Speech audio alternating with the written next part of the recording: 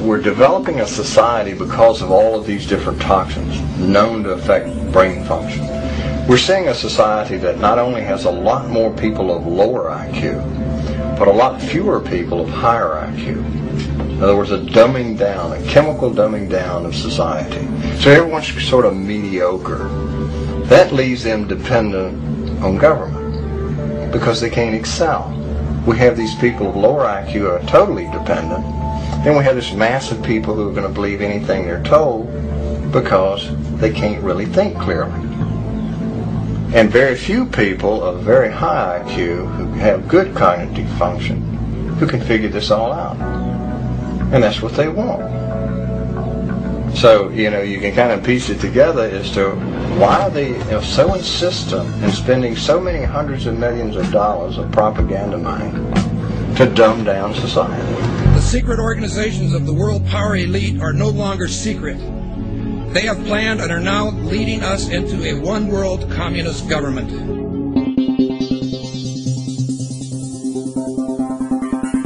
It's no longer a theory.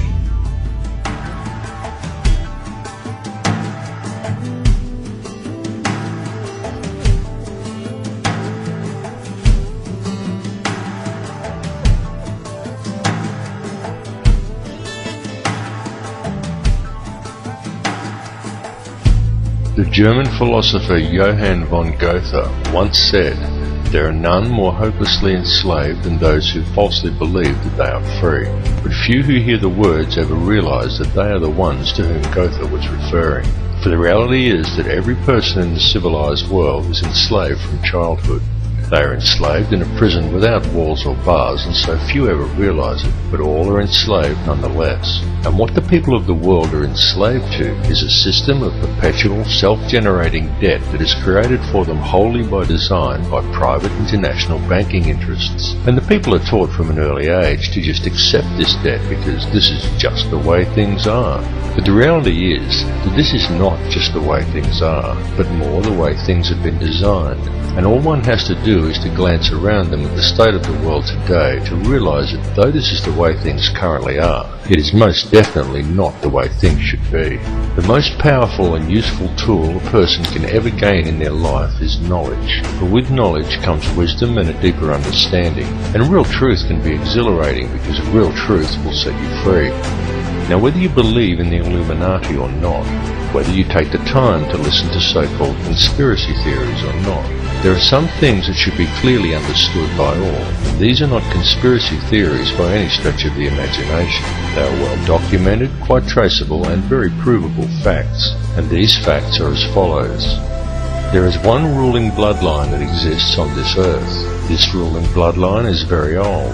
It is the same bloodline that has always ruled the earth ever since the days of ancient Egypt, and it is very pervasive.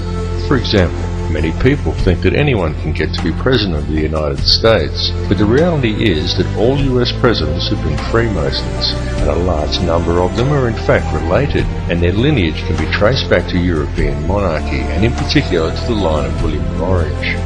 This elite bloodline can actually be traced back a good deal further than William of Orange, and even back as far as the royalty of ancient Egypt. And it is this very same bloodline that has ruled the earth ever since, and to which the British monarchy and the current US president can both ultimately be traced.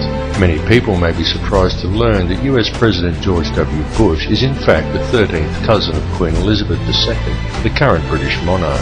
Reverence for the royal bloodline and worship of Amun-Ra is still carried out in the world today, though it is veiled and secretive, but the symbolism remains true, as always, hidden in plain view. Adherence to such traditions is why each of the 3 city-states of London, Vatican and the District of Columbia all have their own obelisks. The London obelisk is also accompanied by 2 sphinx wrought in the image of Tutmosis, indicating that it is in London that the royal bloodline actually resides. The fact that out of all the pharaohs to choose from, the London Sphinx depicts Tutmosis is actually very telling indeed for a number of reasons, but that is another tale. The British monarchy is steeped in ancient traditions and symbolism, and they do not attempt to hide these connections. They just don't mention them or answer questions about them. But the signs and symbols are right there for discerning eyes to clearly see. Again, as always, hidden in plain view. Just a look at the royal coat of arms, the royal regalia and the coronation throne clearly demonstrates these connections. And the evidence linking these rulers to the one bloodline does exist.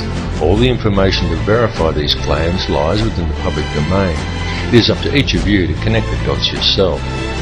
More importantly, however, is the fact that over the last 200 odd years there has developed behind this ruling bloodline another elite class, somewhat similar to a priesthood that remains hidden in the shadows. This shadowy priesthood is the money changers, the international banking elite, consisting of 13 very influential families, and it is this shadowy elite who ultimately controls things from behind the scenes. This control is achieved through covert manipulation of the global money systems and maintained through an intricate web of interconnected secret societies, through which control over the flow of all money, all resources, all food, and more importantly, all information through manipulation of the world's educational institutions and corporate media is also achieved.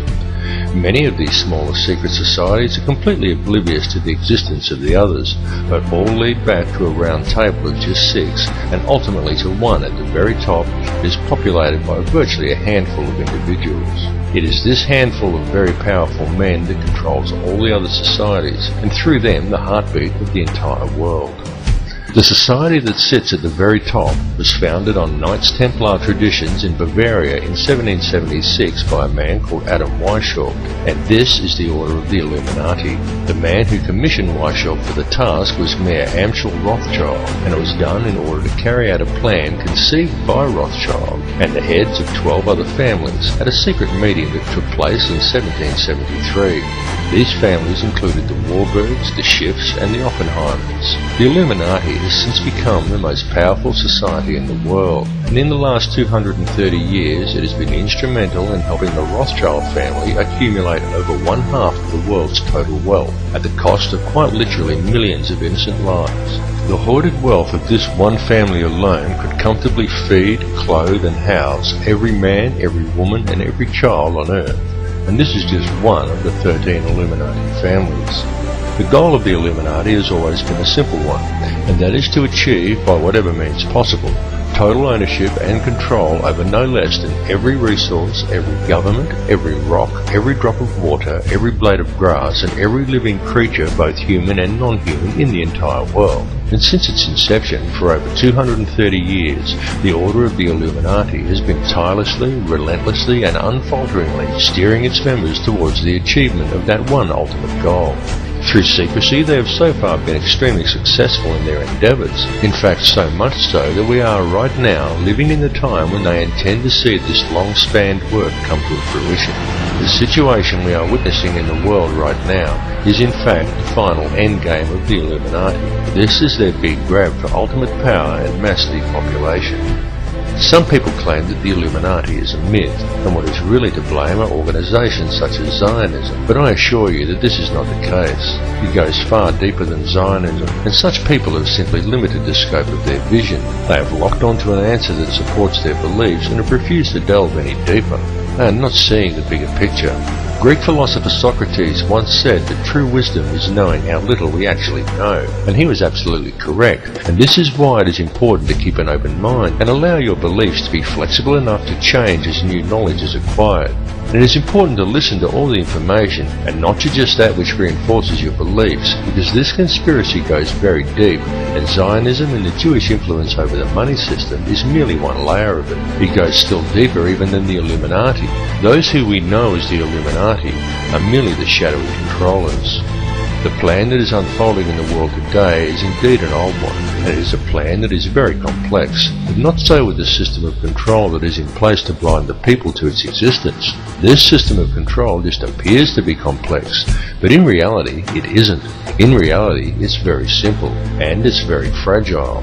However, it is its apparent complexity that has kept it so well veiled, and it has also been kept very well hidden by constructing a conspiracy culture to breed around it, and by then promoting an air of endless ridicule towards such concepts. Indeed, the creation and proliferation of such a culture and promotion of constant ridicule towards it has been one of the Illuminati's most valuable assets in obscuring the reality of the society's existence.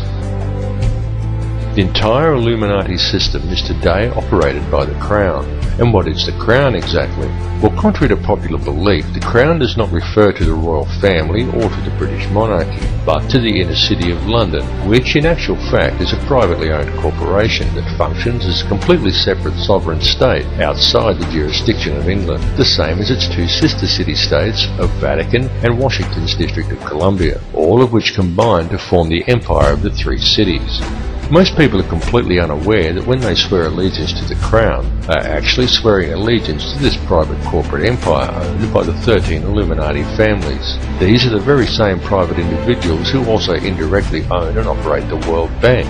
And what does the World Bank do exactly?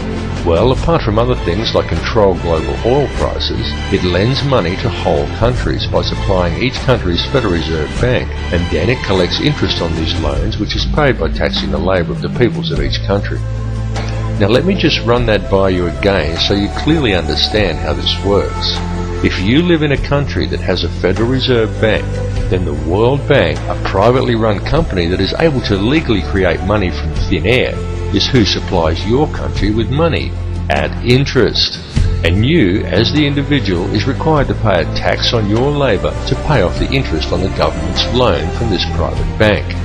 Many people are duped into believing that their taxes pay for infrastructure, and without taxes there would be no roads and no schools and the country would fall apart. But this is completely untrue. The government has the legal right to coin its own money and control its value, but it does not. It borrows money from a private bank and uses this bank loan to pay for infrastructure, and then you are taxed in order to pay off the interest on the loan. Interest which, from a business perspective, is pure profit for the international banksters. However you choose to look at things, one thing must be clearly understood, and that is that each person in the Western world who has a job is forced every year to give away approximately 3 months' worth of wages in taxes, and that tax money goes directly into the pockets of the private individuals who own and run the World Bank. It's one big privately run scam. And if you ever allow yourself to be microchipped and cash money is abolished altogether, which is their plan, then all bills and all taxes will automatically be removed from your account when they are due, whether you actually owe the money or not. And if you complain about the system, well then they can simply turn off your chip. Since all commerce will centre around the chip, you will not be able to buy food or pay rent or do anything at all, and there will be absolutely nothing whatsoever that you can do about it. And that is their goal, to limit the size of the population on Earth and to microchip those that are left. And then it's game, set and match, and total control of the world and everyone in it will be in the hands of an international cartel of criminal banksters. This whole scam is being planned and carried out very methodically. It is these people and their minions and puppets who attend such gatherings as Bilderberg meetings and the Bohemian Grove Summer Festival, and who still adhere closely to the schools of ancient mystery, which many such as the late Bill Cooper have referred to as the ancient mystery religion. However, it is more a mechanism of control designed to reach an ultimate goal than a religion. Though steeped in ritual and what many would term black magic, it is simply a system. The Illuminati system, and though its workings seem complex to the layman, in reality it's quite simple, and it's also very easy to see once one has acquired the correct manner of looking at things. And there is definite purpose and reason in the ritualistic nature of this system, in its use of numerology, symbolism and ritual, and all that is needed to realize this is a deeper understanding of the true nature of the universe and how we are all connected to it. However, this film directs its focus on the system itself and a key to this system functioning, which is through covert control of the money supply by very few people. It is crucial that people become aware of this issue because the methods by which society could free itself from this system of control are also very simple. Once a person has gained an understanding of the true realities of this world we live in, and this is not as difficult a task as you may at first think, because due to its complexities, the illusion the elite have created that most perceive as reality is a very fragile one. It is fragile because it is not reality.